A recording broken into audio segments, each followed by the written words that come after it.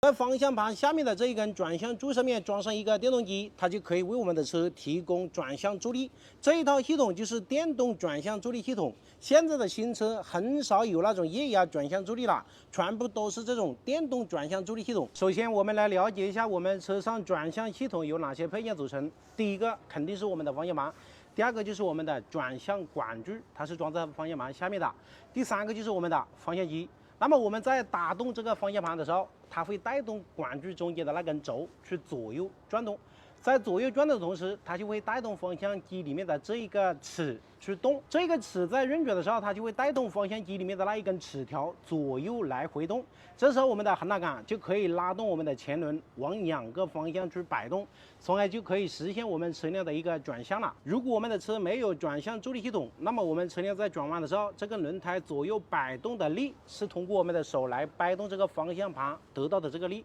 随着我们汽车的升级，所以我们就在转向系统里面要增加一个助力系统。那么这个助力系统它有2种方法可以来助力。第一个就是可以在方向机的这一根齿条里面可以增加一个液压油缸来推动这个齿条左右摆动，就可以为你们的车提供转向助力系统了。我们可以看到这一只方向机它就是典型的液压助力的，它在这里有一个油缸负责往左边打方向的，在这边还有一个油缸，它是负责往右边来打动方向盘的。它这个阀门是装在这一个位置的。然后第2种方式，它可以在我们的这个转向柱中间装上一个电机，来利用电机的转动力来带动转向柱中间的那根轴左右去运转，它也可以为你们的车提供一个转向助力了。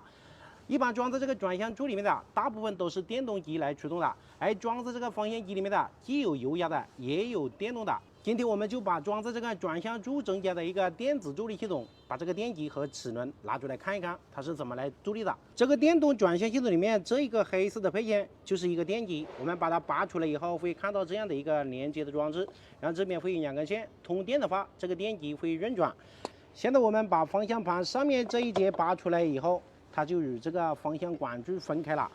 然后这边看到的就是一个管柱角度的传感器，它的作用就是来监测这根轴，也就是方向盘转动了多少的一个角度，然后把这个角度用这根导线送到这个方向机的控制电脑里面。这个控制电脑会依据这个角度转了多少，它会控制我们的这个电机转动的一个角度，从而就可以实现电动的一个助力了。把这个角度传感器拆掉以后，我们会发现它里面有一个很大的塑料齿轮，这个塑料齿轮和这根轴是连在一起的。然后这个边上还有一个涡杆齿轮，它是与我们的电机连在一起的。所以这个电机在运转的时候，它会带动这个塑料齿轮去运行，所以电机在动的过程中，它就会带动这根轴去运转，从而就可以带动方向机下面的这根轴去运转，就可以带动这个方向机里面的那一根齿条左右去动，就可以为我们的车提供一个电动的助力了。把这个电机接到电池上面，我们可以明显的发现这个电机是没有烧坏的。现在我们就把这个电机装回到这个转向柱上面来，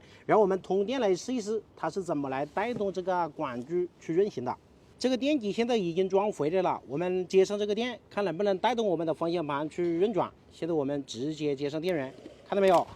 这根轴在运转，它就可以为我们的车提供方向助力。这是往左边打方向，我们只需要把这2根线反过来接，它就是往右边打方向了。来，我们试一下，